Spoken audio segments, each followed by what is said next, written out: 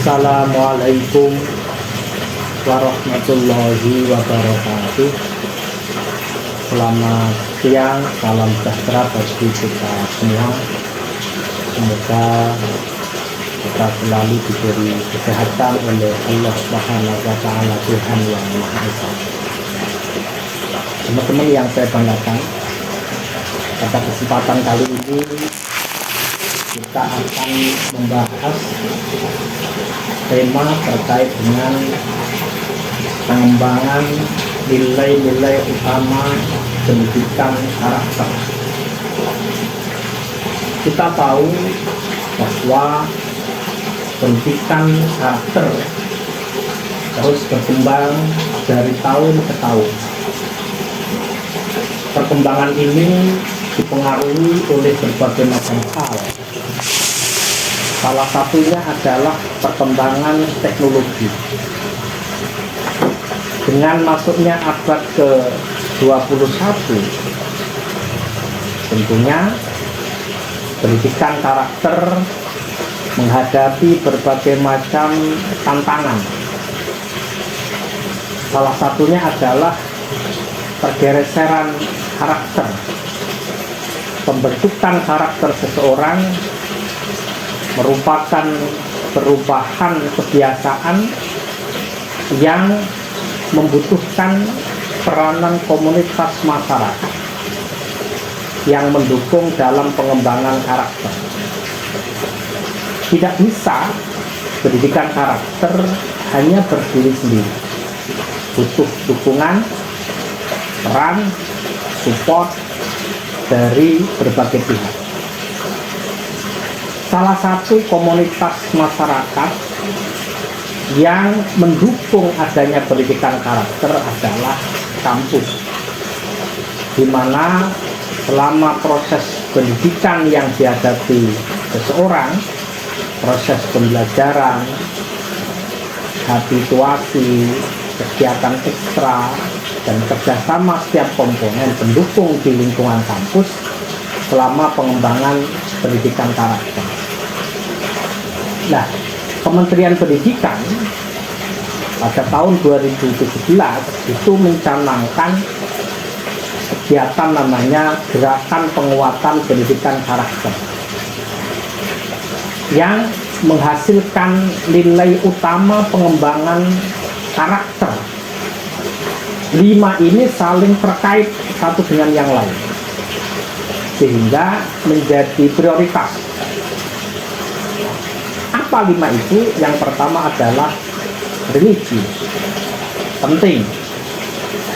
Bagaimana pendidikan karakter juga harus didukung oleh tokoh agama, tokoh masyarakat. Yang tidak kalah pentingnya adalah institusi. Yang nomor 2 adalah nasionalis, jiwa patriot, jiwa yang kemudian melekat di dalam diri kita terkait dengan nilai-nilai nasionalisme. Yang nomor 3 adalah mandiri. Mandiri ini menjadi penting di tengah gempuran berbagai macam media sosial, media-media dari asing. Kita harus memiliki karakter mandiri dengan karakter kita. Yang nomor 4 adalah gotong royong. Ini menjadi substansi daripada Pancasila. Bagaimana gotong royong ini bisa membuat kita kuat, bersatu, sekaligus memiliki cita-cita yang sama. Dan yang nomor 5 adalah integritas. Ini penting. Integritas menjadi kewajiban kita sebagai mahasiswa-mahasiswi di Universitas Jenderal Sudirman, karena integritas ini mencerminkan kepribadian, kejujuran kita sebagai mahasiswa dan nanti siap terjun ke masyarakat. Hal ini 5 nilai utama pengembangan karakter yang dicanangkan oleh kementerian ini sejalan dengan pengembangan karakter yang dimiliki oleh Panglima Besar Jenderal Sudirman. nilai juang yang dimiliki oleh Panglima Besar Jenderal Sudirman dapat diamati, dipelajari, dimengerti dan dipahami semua telah diterima oleh masyarakat. Seperti Panglima Besar Jenderal Sudirman memiliki sifat religius, di mana Panglima Jenderal Sudirman memiliki gaya kepemimpinan yang didasarkan kepada keimanan dan ketakwaan yang kuat.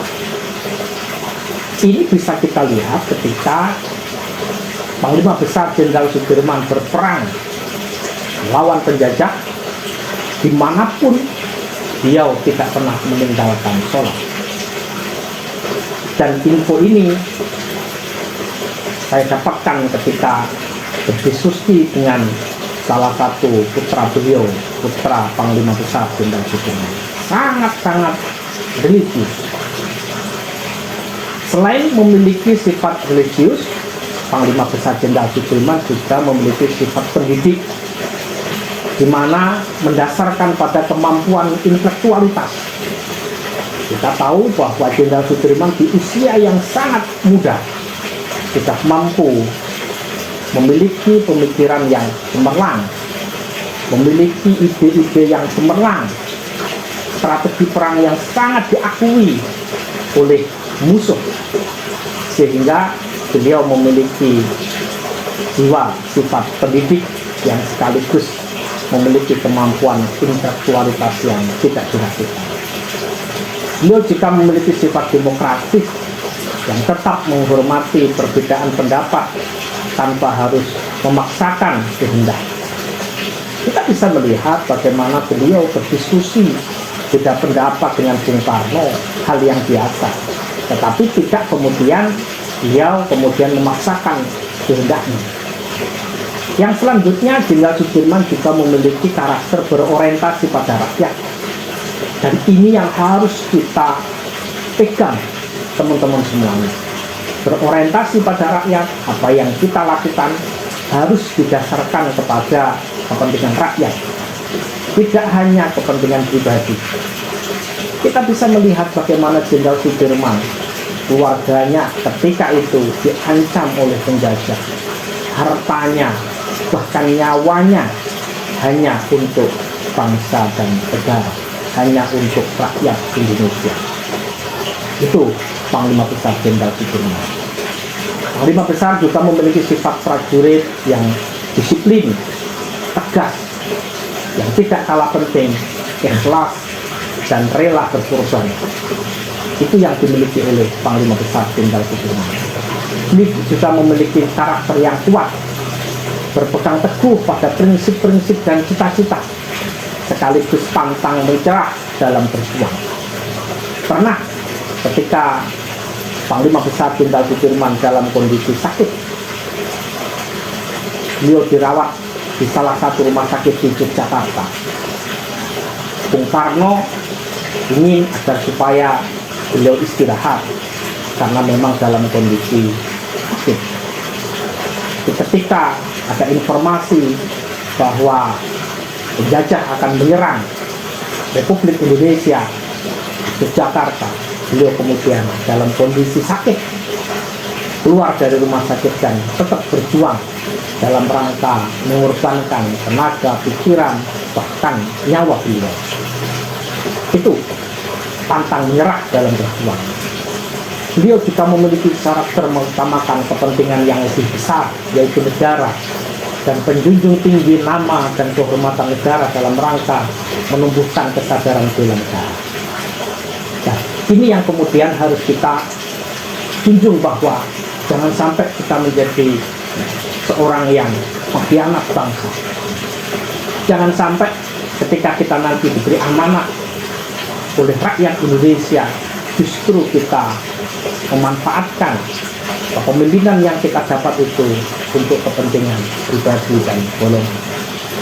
Jangan sampai itu terjadi, karena itu jauh dari nilai-nilai yang diwariskan oleh Panglima Besar Jenderal Sudirman. Pendidikan karakter, pendidikan nilai, pendidikan budi pekerti, pendidikan moral, pendidikan watak, itu memiliki tujuan mengembangkan seseorang untuk memiliki kemampuan memberikan keputusan baik dan buruk, menjaga dan mengamalkan yang baik dan menghindari yang buruk.